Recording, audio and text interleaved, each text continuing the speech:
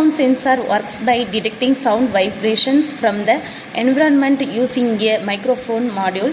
When a loud sound occurs, such as a clap, horn, or shout, the sensor converts the sound waves into electrical signals.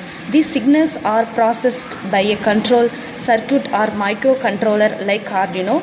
If the sound level crosses a present threshold, the sensor activates devices such as alarms, lights, or security systems.